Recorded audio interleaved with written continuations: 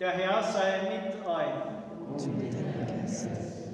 Aus dem heiligen Evangelium nach Lukas. Ehre sei dir, o Herr. In jener Zeit, als Jesus am Ufer des Sees Genezareth stand, drängte sich das Volk um ihn und wollte das Wort Gottes hören. Da sah er 2 Boote am Ufer liegen. Die Fischer waren ausgestiegen und wuschen ihre Netze.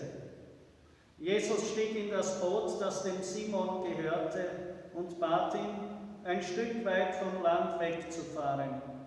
Dann setzte er sich und leerte das Volk vom Boot aus. Als er seine Rede beendet hatte, sagte er zu Simon: Fahr hinaus auf den See, dort werft eure Netze zum Fang aus. Simon antwortete ihm: Meister, wir haben die ganze Nacht gearbeitet und nichts gefangen. Doch wenn du es sagst, werde ich die Netze auswerfen. Das taten sie, und sie fingen eine so große Menge Fische, dass sie ihre Netze zu reißen drohten. Deshalb winkten sie ihren Gefährten im anderen Boot, sie sollten kommen und ihnen helfen. Sie kamen und gemeinsam füllten sie beide Boote bis zum Rand, sodass sie fast untergingen. Als Simon Petrus das sah, fiel er Jesus zu Füßen und sagte: Herr, geh weg von mir, ich bin ein Sünder. Denn er und alle seine Begleiter waren erstaunt und erschrocken, weil sie so viele Fische gefangen hatten. Ebenso ging es Jakobus und Johannes, den Söhnen des Zebedäus, die mit Simon zusammenarbeiteten. Da sagte Jesus zu Simon: Fürchte dich nicht, von jetzt an wirst du Menschen fangen. Und sie zogen die Boote an Land, ließen alles zurück und folgten ihm nach. Evangelium unseres Herrn, Jesus Christus. Lob sei dir, Christus. Meine Lieben, der Herr führt seine Jünger stufenweise in das rechte Verständnis hinein. Und so zeigt er ihnen, dass es Gnade ist, dass die Kirche lebt. Nicht menschliche Gelehrtheit oder menschliches Miteinander. Zuerst einmal, wenn man schaut, ist einmal das erfolglose Tun der Menschen, der Fischer. Herr, wir haben die ganze Nacht über gearbeitet und nichts gefangen. Aber Jesus hat ihnen gesagt: Werft eure Netze zum Fang aus. Ich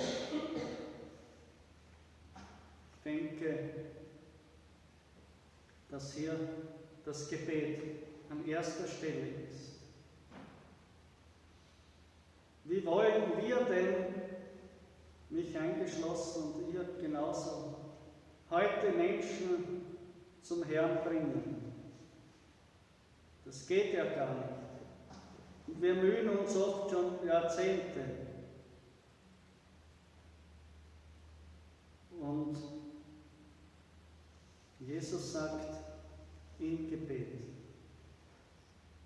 Probier's noch einmal.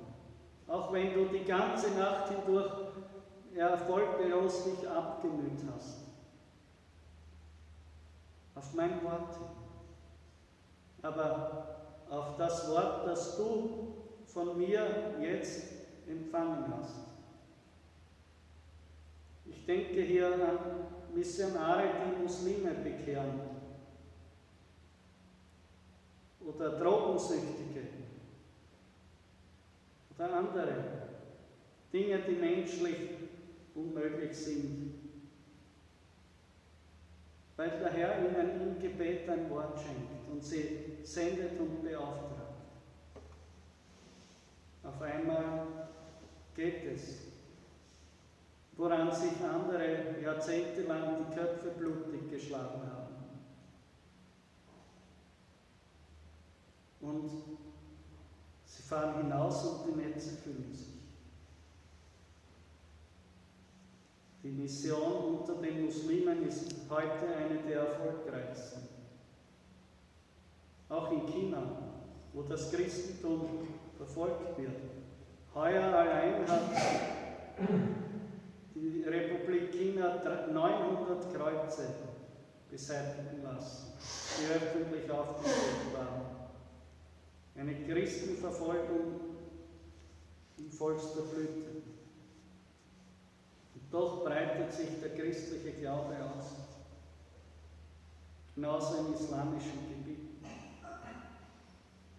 Ich denke, dieses Ausharren im Gebet, bis das Wort und die Sendung wirklich vom Herrn kommen.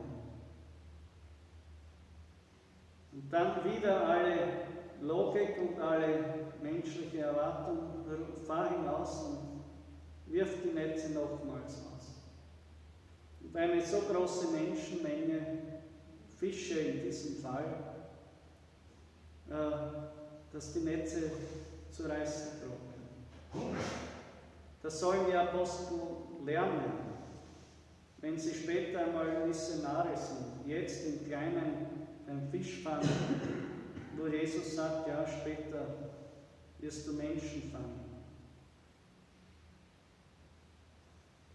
Und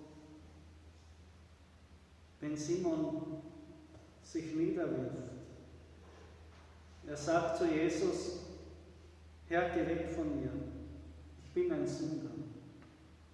Diese Aussage ist ein zweischneidiges Schwert. Es ist einerseits wirklich, dieses Ereignis ist so groß und ich bin dagegen wie eine kleine Maus. Bin nicht würdig. Gleichzeitig auch, ich möchte nicht so viel von mir hergeben, um wirklich daran teilzunehmen, wie ich jetzt schon spüre, dass ich muss. Es ist ein bisschen eine Ausrede. Geh weg von mir, bin ein Sünder. Es vermischt sich das eine mit dem anderen. Weil es immer leichter ist zu sagen, geh weg, ich bin ein Sünder, als zu sagen, Herr, hier bin ich. Sende mich. Und Jesus geht auch auf diese Aussage gar nicht ein. Er sagt nur, fürchte dich nicht, du wirst Menschen fangen. Von jetzt an wirst du Menschen fangen. Er weiß, dass sich das Herz des Petrus wird noch gereinigt durch die Zeit, die sie miteinander verbringen, dann durch das Kreuzesleiden des Herrn, sodass er später dann hinausgeht und bis nach Rom gelangt, um das Evangelium zu verkünden. Und durch diese Gemeinschaft mit dem Herrn wachsen sie hinein. Sie ließen alles zurück und folgten ihm nach. Wir sind wieder beim Anfang angelangt, beim Gebet.